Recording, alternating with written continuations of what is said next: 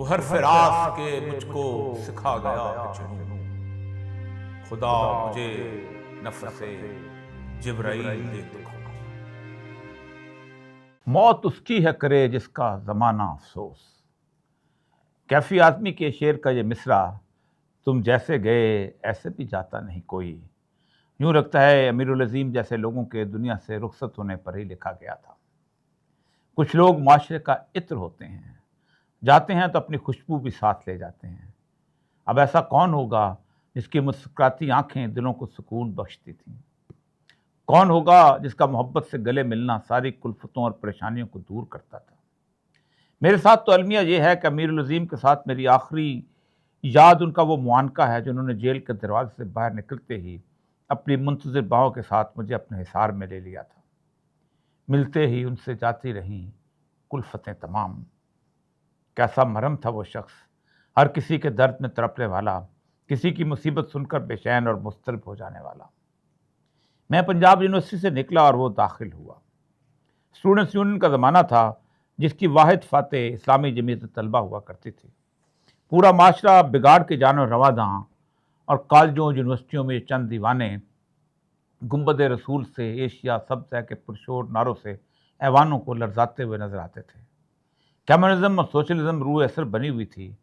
بر صغیر کے ادیبوں کی اکثریت انجمن ترقی پسند مصنفین کے بینر تلے جمع تھی، اور کارل مارکس کے مشہور مقولے مذہب ایک افیون ہے پر یقین رکھنے والے اسلام اور اس کے ماننے والوں کا اپنی تحریروں اور تقریروں سے تمسخر اڑاتے تھے۔ ایسے میں کالجوں اور یونیورسٹیوں کے محاذ پر دفاع اسلام کا پرچم اسلامی جمعیت طلبہ کے نوجوانوں نے اس شان سے تھاما کہ تعلیمی اداروں کی اسٹوڈنٹس یونین کے انتخاب میں کئی دہائیاں سرخ پرچم کا پھریرا لہلانے والے بدترین شکست سے دوچار ہوتے رہے۔ پورے ملک پر ذوالفقار علی بھٹو کی فسطائی مقبولیت کا راج تھا، جبکہ تعلیمی اداروں میں اس کا نشان ڈھونڈے سے بھی نہیں ملتا تھا۔ امیر العظیم اسی دور میں تعلیمی اراداریوں میں جوان ہوا اور بھٹو کی فسطائیت کے خاتمے کے تھوڑی دیر بعد ہی وہ پنجاب یونیورسٹی کی اسٹوڈنٹس یونین کا صدر منتخب ہو گیا۔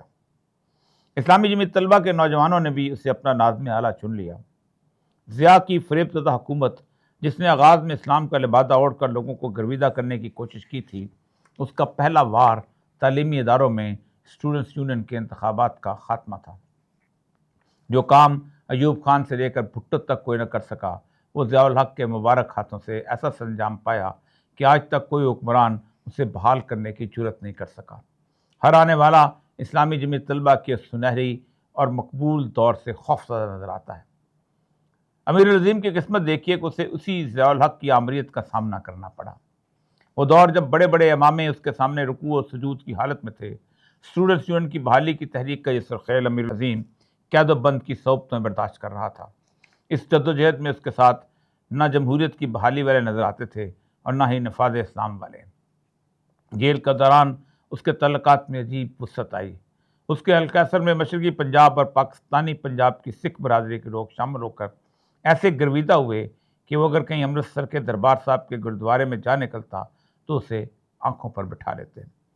میں نے ایسا ہی ایک منظر اپنی آنکھوں سے دیکھا ہے۔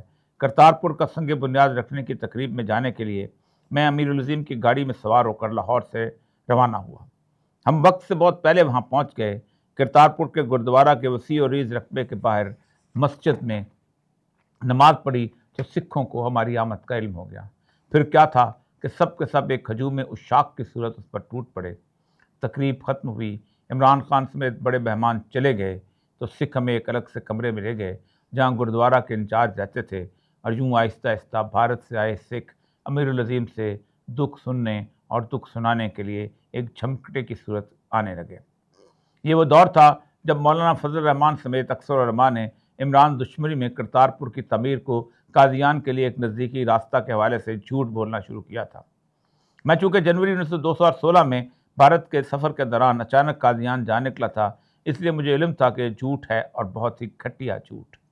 میں نے کالم میں راستوں اور فاصلوں کا تعین کرتے ہوئے لکھا کہ ان دنوں اگر ایک قادیانی ربوہ سے موٹر وے پر سیدھا لاہور آتا ہے اور بہترین سڑک پر امرتسر جاتا ہے اور وہاں سے صرف آدھے گھنٹے میں قادیان جا سکتا ہے تو اسے زیادہ سے زیادہ 5 گھنٹے لگتے ہیں، اور سڑک بھی شاندار۔ جبکہ اگر وہ کرتارپور والا راستہ اختیار کرے تو پہلے مزید کے اترے گا، پھر ناروال کی ٹوٹی پھوٹی سڑک پر 3 گھنٹے میں کرتارپور پہنچے گا اور پھر وہاں سے بارڈر کراس کر کے 1 گھنٹے بعد ٹوٹی ہوئی سڑک پر سفر کرتے ہوئے آخر 9 گھنٹے میں قادیان پہنچے گا، یعنی موجودہ رستے سے 4 گھنٹے لیٹ۔ یہاں پر یہ سب بیان کرنے کا مقصد صرف ایک ہے کہ مذہبی تعصب کے جھوٹ میں امیر العظیم کا سچ ایسا تھا کہ اس کے مرنے پر سکھ برادری غمزدگی کے عالم میں کہہ رہی تھی کہ آج ہم یتیم ہو گئے۔ امیر عظیم ہمیشہ دوسروں کو حیرت میں ڈال دیتا تھا۔ میرے لیے ایک حیرت اس وقت ہوئی جب حسن نثار کے خلاف یحییٰ بختیار نے مقدمہ کیا اور وہ پیشی بھگتنے کے لیے کوئٹہ آ گئے۔ مشرق اخبار کے مالک سید ممتاز شاہ ہمارے دوست تھے اور اکثر ہماری شام کی مجالس میں ان کا دفتر بھی ایک ٹھکانہ ہوتا تھا۔ یہ عموماً ہمارا پہلا پڑاؤ ہوتا تھا کیونکہ وہاں سے چند گز کے فاصلے پر نواب اکبر بگٹی کا گھر تھا اور ان کی رات گئے کی محافل کی جاذبیت کمال کی تھی۔